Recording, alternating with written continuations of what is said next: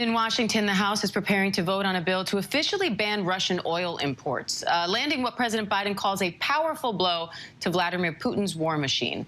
The legislation is expected to pass with broad bipartisan support, but some Republican lawmakers are criticizing the Biden administration for not doing more to boost domestic oil production.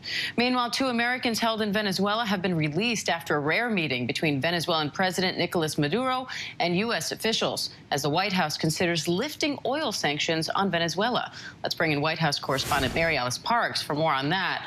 Mary Alice, government data shows about 3% of oil in the U.S. comes from Russia. So how big of an impact will this ban make on Russia's economy and here in the U.S.?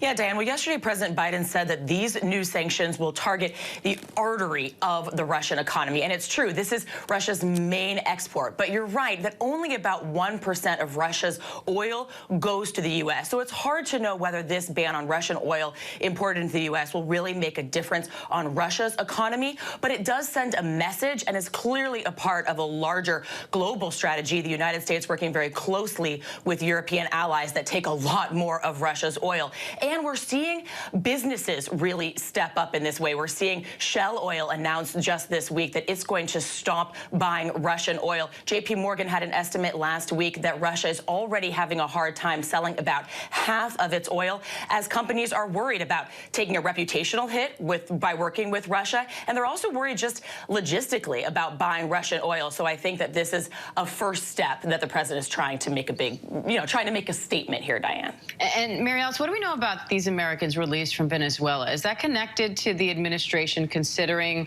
lifting sanctions? It's hard to imagine that this is a coincidence here. You were right that the United States sent a delegation to Venezuela this last weekend. We know that they talked about energy security, talked about the possibility of Venezuela increasing oil output to sell to the rest of the world. That would be highly controversial. As you said, it would be a big deal for the United States to be working and having a business relationship again with the Venezuelan government. And you saw instant blowback over the weekend, even Democrats criticizing President Biden for considering this.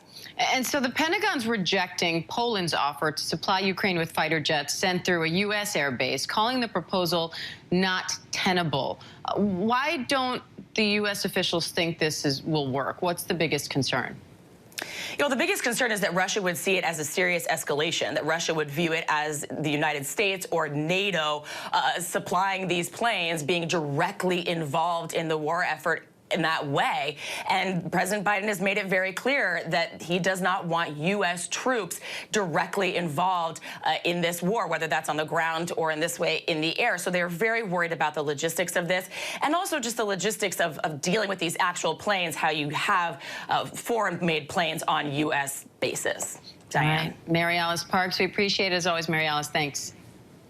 And the U.S. ban on Russian oil is expected to have a direct impact on the already skyrocketing gas prices here at home.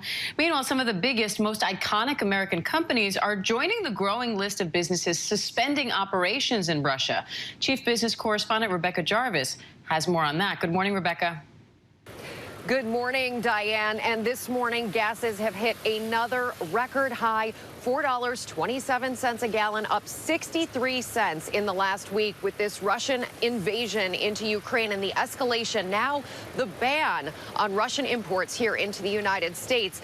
Replacing that supply is going to take time. We'll have to ramp up domestic production. That takes time. There's also questions, controversial questions, difficult questions to answer about whether or not the United States lifts sanctions on places like Venezuela and Iran to make up for that shortfall, goes to OPEC countries, goes to Saudi Arabia and pressures them to produce more for the world markets, which would send prices lower, but again, is not without controversy. Meantime, a number of major U.S. companies have pulled out of Russia.